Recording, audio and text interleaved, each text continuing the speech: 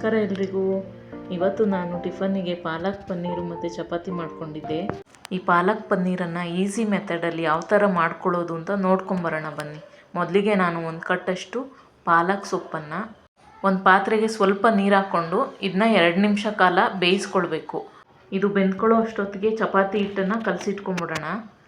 ಸ್ವಲ್ಪ ಗೋಧಿ ಹಿಟ್ಟಿಗೆ ಉಪ್ಪು ಮತ್ತು ಬಿಸಿನೀರನ್ನು ಆ್ಯಡ್ ಮಾಡಿಕೊಂಡು ಚೆನ್ನಾಗಿ ಮಿಕ್ಸ್ ಮಾಡಿಕೊಂಡು ಚೆನ್ನಾಗಿ ಕಲಸಿಟ್ಕೊಳ್ತಾ ಇದ್ದೀನಿ ಸಾಫ್ಟಾಗಿ. ಲಾಸ್ಟಲ್ಲಿ 1 ಸ್ಪೂನಷ್ಟು ಆಯಿಲ್ ಹಾಕಿ ಎತ್ತಿಟ್ಕೊಳ್ತಾ ಇದ್ದೀನಿ. ಪಾಲಕ್ ಸೊಪ್ಪನ್ನು ಜಾಸ್ತಿ ಬೇಯಿಸೋ ಹಾಗಿಲ್ಲ ನೋಡಿ, ಇಷ್ಟಾದರೆ ಸಾಕು. ನಾನು ಇದನ್ನು 2 ನಿಮಿಷ ಬೇಯಿಸ್ಕೊಂಡಿದ್ದೀನಿ ಅಷ್ಟೇ. ಇದನ್ನು ಒಂದು ಪ್ಲೇಟ್ಗೆ ಎತ್ತಿಟ್ಕೊಳ್ತಾ ಇದ್ದೀನಿ, ತಣ್ಣಗಾಗಬೇಕು ರುಬ್ಕೊಳ್ಳೋದಕ್ಕೆ. ನಂತರ ನಾನು ನಂದಿನಿ ಪನ್ನೀರನ್ನು 200 ಗ್ರಾಮಷ್ಟು ತೊಗೊಂಡು ಒಂದು ಬೌಲಲ್ಲಿ ನೀರಿಟ್ಕೊಂಡು ಅದಕ್ಕೆ ಕ್ಯೂಬ್ಸ್ ಥರ ಕಟ್ ಮಾಡಿ ಹಾಕ್ಕೊಳ್ತಾ ಇದ್ದೀನಿ. ನಿಮಗೆ ಯಾವ ಸೈಜ್ ಬೇಕೋ ಆ ಸೈಜ್ ಕಟ್ ಮಾಡ್ಕೋಬೋದು.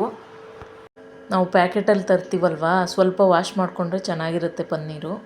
ನಾನಿವಾಗ ಮಸಾಲ ರುಬ್ಕೊಳ್ಳೋದಕ್ಕೆ 2 ಈರುಳ್ಳಿ, 1 ಬೆಳ್ಳುಳ್ಳಿ, 1 ಇಂಚಷ್ಟು ಶುಂಠಿ, 1 ಟೊಮೆಟೊ, ನಂತರ 4 ಹಸಿರು ಮೆಣಸಿನ್ಕಾಯಿ ತೊಗೊಂಡು ಹಚ್ಚಿಟ್ಕೊಳ್ತಾ ಇದ್ದೀನಿ. ಒಂದು ಬಾಣಲೆ ಬಿಸಿಗೆ ಇಟ್ಕೊಂಡು ಸ್ವಲ್ಪ ಆಯಿಲ್ ಹಾಕ್ಕೊಂಡು ಅದಕ್ಕೆ ಆಯಿಲ್ ಬಿಸಿ ಆದ ನಂತರ ಹಚ್ಚಿಟ್ಕೊಂಡಿರೋ ಈರುಳ್ಳಿ, ಬೆಳ್ಳುಳ್ಳಿ, ಟೊಮೆಟೊ, ಹಸಿರು ಮೆಣಸಿನ್ಕಾಯಿ, ಶುಂಠಿ ಇದನ್ನೆಲ್ಲ ಫ್ರೈ ಮಾಡ್ಕೋಬೇಕು. ಇದಕ್ಕೆ ನಾನು ಒಂದು ಅರ್ಧ ಸ್ಪೂನಷ್ಟು ಜೀರಿಗೆನ ಆ್ಯಡ್ ಮಾಡ್ಕೊಳ್ತಾ ಇದ್ದೀನಿ. ಇದು ಫ್ಲೇವರ್ ಚೆನ್ನಾಗಿ ಬರುತ್ತೆ ಪಾಲಕ್ ಪನ್ನೀರ್ಗೆ. ನೋಡಿ, ಇಷ್ಟಾದರೆ ಸಾಕಾಗುತ್ತೆ. ಇದನ್ನು ಮಿಕ್ಸಿ ಜಾರ್ಗೆ ಎತ್ತಿಟ್ಕೊಂಬಿಡೋಣ. ಇದು ಫುಲ್ ತಣ್ಣಗಾಗಬೇಕು. ಆನಂತರ ನಾವು ಬೇಯಿಸ್ಕೊಂಡಿದ್ವಲ್ಲ ಪಾಲಕ್ ಸೊಪ್ಪು, ಅದನ್ನು ಮಿಕ್ಸಿ ಜಾರ್ಗೆ ಸೇರಿಸ್ಕೊಳ್ತಾ ಇದ್ದೀನಿ. ತಣ್ಣಗಾದ್ಮೇಲೆ ರುಬ್ಕೋಬೇಕು.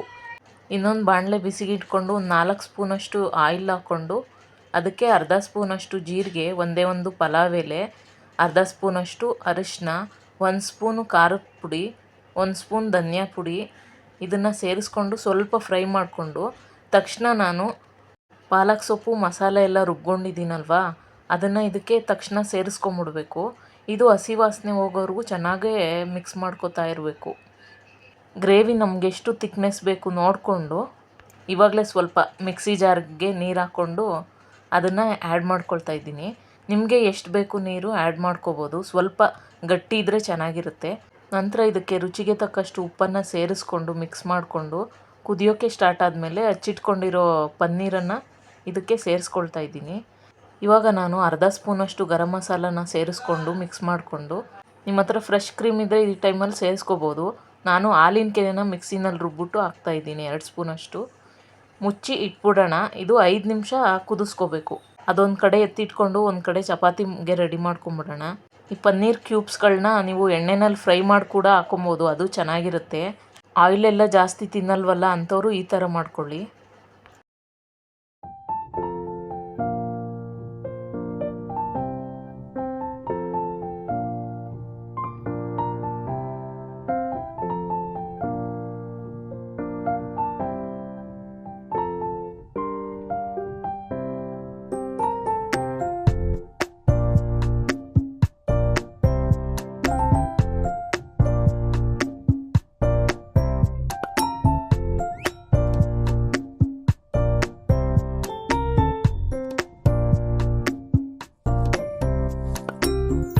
ಚಿಕ್ಕ ಮಕ್ಕಳು ಮನೇಲಿದ್ದರೆ ಎಷ್ಟು ಚೆನ್ನಾಗಿರುತ್ತೆ ಅಲ್ವಾ ಮನೆ.